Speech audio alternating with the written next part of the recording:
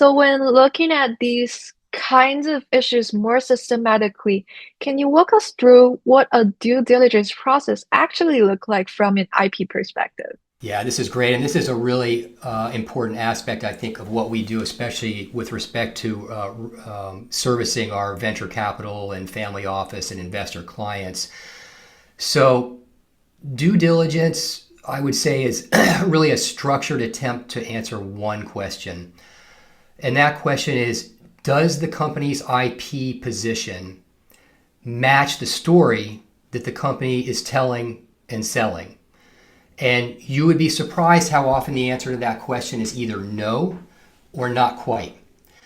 So our IP diligence process usually starts before we ever look at a single patent. So we want to understand the business first. What's the product? What's the target indication? What's the commercial opportunity? And what are the company's claims that make that position defensible? That narrative sets the benchmark against which we evaluate everything else in our diligence process. So for biotech specifically, the business understanding has to be linked to the foundational science.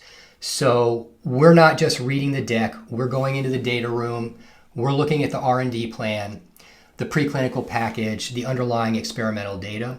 We want to understand whether the science actually supports the claims that are being made, whether the developmental pathway is realistic, and whether the next set of milestones is achievable with the resources that the company currently has on hand. So IP doesn't work in a vacuum. A well-constructed patent portfolio that's built around science that has not been validated or a research plan that's underfunded is still going to create a serious problem. So the scientific diligence and the IP diligence work hand in hand and have to inform one another. So usually where we head to as the next stage is that we're going to dive into the patent portfolio itself.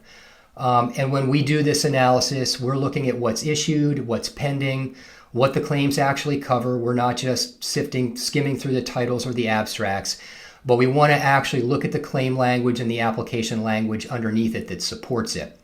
So we map the claims against the commercial product to make sure that there's true alignment there.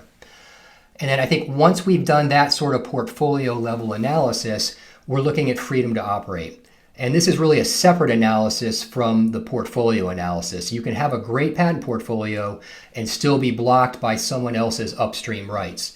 So when we do an FTO, or freedom to operate, we're really searching third-party patents. We're looking for potential blocking positions and assessing whether there are simple design arounds or licensing needs that have not yet been disclosed. And these are important facts for the investor to understand because they're going to dramatically affect the underlying economics of the deal.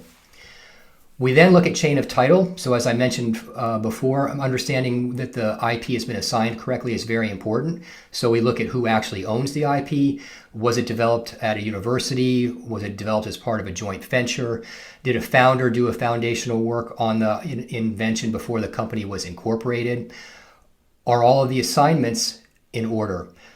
More importantly, or as importantly, are all the employment agreements structured in such a way that all employees have a clear obligation to assign to the company?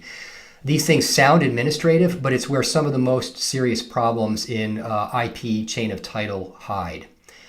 And then finally, we're looking at the prosecution history of all the various members of the patent family, the back and forth between the patent applicant and the U.S. Patent and Trademark Office or any foreign patent offices. We want to assess what types of arguments have been made to get the patent allowed.